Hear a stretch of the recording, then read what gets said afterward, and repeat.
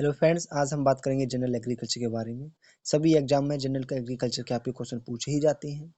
तो यहाँ ये जितने क्वेश्चंस लिखे हुए हैं आज हम इन्हें डिस्कस करेंगे, साथ ही इनके जो की पॉइंट्स हैं वे भी डिस्कस करते रहेंगे। ठीक है, तो फर्स्ट हम स्टार्ट करते हैं। यहाँ लिखा है most efficient method of irrigation that is A drip irrigation, यानी कि सबसे अधिक सिंचाई दक्षता किस सिंचाई की विधि की है, वह आपका टपक सिंचाई यानी कि ड्रिप इरिगेशन सबसे अधिक है, इसी की पाई जाती है। आपकी ड्रिप इरिगेशन की इरिगेशन एफिशिएंसी कितनी परसेंटेज होती है गाइस? 80 टू 90% तक। कितनी? 80 टू 90%। कहीं कहीं आपको 95 भी लिखा मिल जाएगा, तो आप कंफ्यूज ना हो। आप ऑप्शन के अकॉर्डिंग आंसर अपना टिक करके आना है आपको।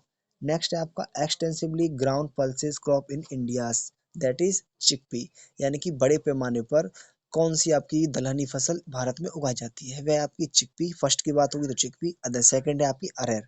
ठीक है, ये दो क्रॉप्स हैं यानी पिजन पी, दो क्रॉप्स हैं जो बड़े पैमाने पर उगाई जाती है। फर्स्ट है ग्राम यानी चिकपी, सेकंड आपकी पिजन पी। नेक्स्ट है relative humidity measure by the, relative humidity किसके द्वारा मापी जाती है, वह आपका साइक्रोमीटर। ये साइक्रोमीटर इक्विपमेंट है जिसके द्वारा आपकी रिलेटिव ह्यूमिडिटी मापते हैं।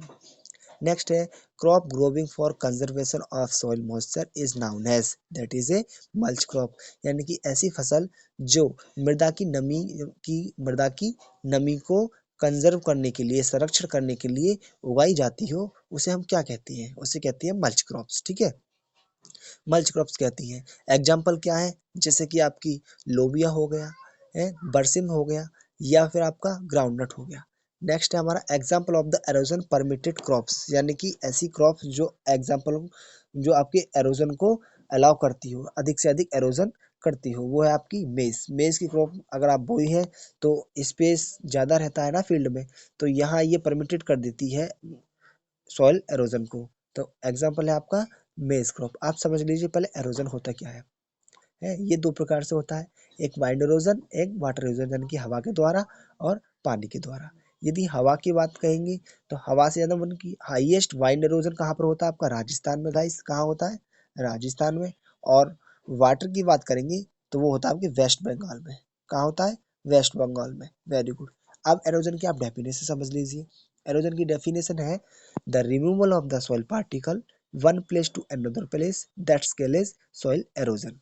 ठीक है, यानी कि आपकी मृदा के जो कण है, जो पार्टिकल से एक स्थान से दूसरे स्थान पर बहाकर जो ले जाए जाती है, किसके द्वारा? हवा के द्वारा या फिर पानी के द्वारा, ये कहलाएगा सोइल एरोजन। ठीक है, नेक्स्ट हम बात करेंगे example of the halogen resistant crop, यानी कि एरोजन रोधी कौन सी फसल है, वो है आपकी काउपी और groundnut. Very good. The next है आपका the herbicide use as a pre plant incorporations, that is fluchloralin, यानी कि आपके पौधे के निकलने से पहले ही हम हर्बिसाइड का यूज करते हैं, उसे कहते हैं फ्लूक्लोरेलिन। नेक्स्ट है आपका example of the C four weed, that is a bathua, नाम है इसका, बॉटनिकल नाम है चिनोपोडियम एल्बम। ठीक है, तो जो आपका सी फोर कैटेगरी का वीड है वह है आपका bathua chenopodium album. The name of six row barley, the name of six row barley वो है आपका होडियम वल्गेर, और टू रो बार्ली की बात होगी तो वो है आपका होडियम डिस्टिकॉन। ठीक है, नेक्स्ट क्वेश्चन है आपका in which crop first all India coordinated research project on was started maize. ठीक है, कब स्टार्ट किया गया था गाइस? 1957 में। ठीक है, अच्छा, सबसे पहला जो आपका all India coordinated research project start हुआ था वो आपकी मक्का की फसल पर ही हुआ था, और किस सन में हुआ था? 1957 में हुआ था। Very good. नेक्स्ट हम बात करते हैं what is the optimum plant population for BT cotton, that is A 10,000 plant per hectare, यानी आपके एक हेक्टेयर कॉटन, बीटी कॉटन की फसल के लिए कितने पौधे होने चाहिए एक हेक्टेयर में? वो आपके 10,000 पौधे। कितने? 10,000 पौधे होने चाहिए। आप समझ लीजिए बीटी कॉटन है क्या। बीटी कॉटन एक इंसेक्ट रेसिस्टेंट कॉटन की कॉटन है, यानी कि इसमें रेड बॉलबम एक कॉटन कीट लगता है, इंसेक्ट लगता है इसमें। ठीक है, तो उसे रोधी है, प्रतिरोधी है उसके लिए। ठीक है, तो बीटी की फुल फॉर्म है आपका, ये बीटी एक बैक्टीरिया है जिसकी फुल फॉर्म है बैसिलस थोरीजेंसिस। कैसा? बैसिलस थोरीजेंसिस। ठीक है, तो ये आनुवंशिक इंजीनियरिंग के द्वारा, ठीक है, जेनेटिक इंजीनियरिंग के द्वारा ये वैरायटी निकाली गई थी। नेक्स्ट हम बात करेंगे ड्रॉपसी डिसीज की। Dropsy disease in human being is caused by the weed, यानी ड्रॉपसी डिसीज जो ह्यूमंस में हुई थी वो किसके द्वारा की गई थी? वह है अर्जिमाना मैक्सिकाना जो सत्यानाशी है, इसका साइंटिफिक नेम बॉटल का नाम है अर्जिमाना मैक्सिकाना सत्यानाशी जो है इसके द्वारा। वो कैसे गई थी? सबसे पहला केस इसका न्यू दिल्ली में आया था। इसकी हिस्ट्री अगर जाने तो होता क्या है, मस्टर्ड क्रॉप का ऑब्जेक्शनल जो वीड है वह है आपका अर्जिमोना मैक्सिकाना, ठीक है। जब इसके सीड मस्टर्ड सीड के साथ मिल गए और ऑयल के साथ जब क्रश होकर के आए तो लोगों ने उस ऑयल को कंज्यूम किया जिससे उन्हें ड्रॉपसी डिसीज हो गई। नेक्स्ट हम बात करेंगे, crop is suitable for having pH 4 to 6। This is a rice, T and potatoes. कहीं कहीं पोटैटो के लिए आपके 5 से 5.5 यानी कि 5 से 5.5 तक के लिए लिखा होगा pH मान 5 से 5.5, तो आप कंफ्यूज ना हो, ये भी है और 4 से 6 तक, ठीक है, इसके रेंज में आ रहा है ना। तो जैसा अकॉर्डिंग टू ऑप्शन आप आंसर वहाँ आपको टिक करके आना, जरूरी नहीं कि 4 to 6 से आपको लिखा मिलेगा। नेक्स्ट हम बात करते हैं, red haemoglobin in root nodule is responsible for, यानी कि आपके जो दलहनी फसल है उनमें जो रेड हीमोग्लोबिन उसकी रूट्स में जो गांठें होती हैं, वो रेड हीमोग्लोबिन जो पाया जाता है वो किसकी वजह से पाया जाता है, कौन रेस्पॉन्सिबल है? उसके लिए रेस्पॉन्सिबल है ट्रांसपोर्ट ऑफ ऑक्सीजन, ऑक्सीजन का स्थानांतरण ही इसके लिए रेस्पॉन्सिबल है। नेक्स्ट हम बात करेंगे, annual rainfall in Rajasthan is about, यानी कि आपकी वार्षिक वर्षा राजस्थान की कितनी है गाइस? 500 से 575 मिलीमीटर, ठीक है, 500 to 575 मिलीमीटर। अब हम ऐसा एरिया जहां आपकी वर्षा 750 mm से भी कम होती हो, 750 mm से कम होती हो, वह कहलाएगा आपका ड्राई फार्मिंग। तो राजस्थान कैसे एरिया में आएगा? Dry farming. ऐसा एरिया जहाँ 750 से लेकर के आपकी 1150 तक वर्षा होती हो, इनकी रेंज में होती है, इन दोनों के बीच में होती हो वर्षा, वह कहलाएगा आपका ड्राई लैंड फार्मिंग, ठीक है। यह हो गया ड्राई फार्मिंग, ये हो गया ड्राई लैंड। और इससे ऊपर अगर वर्षा होगी 1150 से ऊपर वर्षा होगी वो कहलाएगा रेनफीड फार्मिंग। तो ठीक है गाइस, तो आपको पता लग गया राजस्थान आपके ड्राई फार्मिंग एरिया में आता है क्योंकि इसकी वर्षा जो है 750 mm से कम हो रही है। नेक्स्ट हम बात करेंगे एम्फिनोफिलिक बैक्टीरिया, वो सॉरी प्लांट्स, ठीक है, एमिनोफिलिक प्लांट्स जो है आपका शुगर कैन एंड राइस है। नेक्स्ट है, country having 100% of the cropped area under irrigation, यानी कि सिंचाई के अंदर 100% 100% क्रॉप्ड एरिया जो है वो है आपका इजिप्ट के अंदर, ठीक है।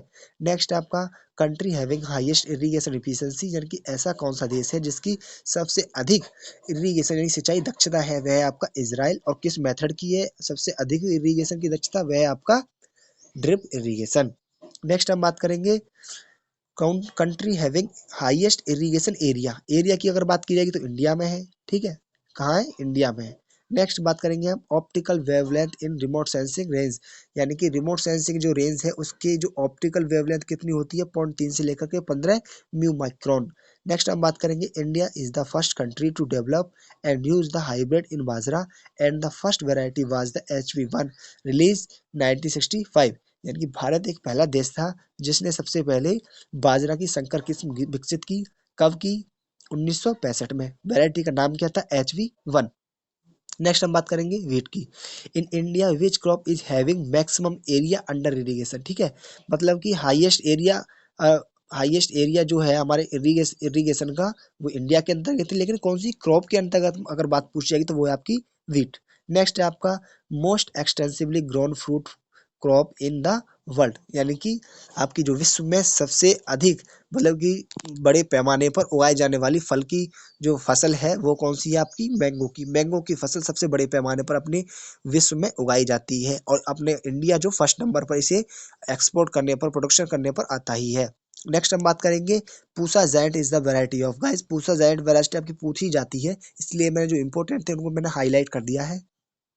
तो Pusa giant is the variety of बरसीम, नेपियर ग्रास एंड पपाया, इन तीनों क्रॉप्स की ही पूसा जायंट वैरायटी है, बरसीम, नेपियर ग्रास तथा पपाया की। नेक्स्ट क्वेश्चन हम डिस्कस करेंगे guys, type of the soil water which is the most useful for the plant, ऐसा कौन सा पानी है, पानी का प्रकार है जो सबसे ज्यादा पौधे के लिए यूजफुल उपयोगी होता है? तो कौन से पानी का उपयोग करते हैं हमारे plants guys? Capillary water. Capillary water most suitable for the अपने क्रॉप प्रोडक्शन, ठीक है, या फिर प्लांट्स के लिए हमारे प्लांट्स कैपिलरी वाटर का ही यूज करती हैं। अब पूछा है कैपिलरी वाटर क्या कहाँ प्रेजेंट होता है?